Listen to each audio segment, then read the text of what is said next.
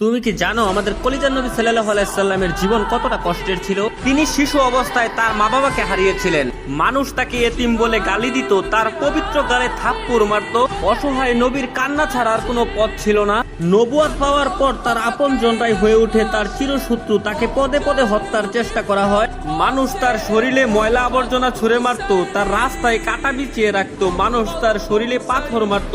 মানুষের ছুরা পাথরে নবী করিম সাল্লাল্লাহু আলাইহি সাল্লামের দাঁত মুবারক শহীদ হয়ে যেত। নিকৃষ্ট পাষাণরা নবীর পবিত্র মুখে থুথু পর্যন্ত ছিটিয়ে দিয়েছিল। নবী করিম সাল্লাল্লাহু আলাইহি সাল্লামের কষ্টের দহন আরো বাড়লো যখন তার শিশুকালে কলিজার 3 পুত্র সন্তান ইন্তেকাল করেছিল। আবার কলিজার নবীর ঘরে চুলাও জ্বলতো না। ঈদের দিনও তিনি না খেয়ে ঈদগাহে যেতেন। ইসলামের জন্য আমার নবী 3 বছর গাছের পাতা খেয়ে বেঁচেছিলেন। এত কষ্টের মাঝে থেকেও আমাদের কলিজার নবী আমাদের জন্যই শুধু কেঁদেছেন। আমার এই অসহায় নবীকে যদি ভালোবাসো তাহলে কমেন্টে লেখো আই লাভ মুহাম্মদ এবং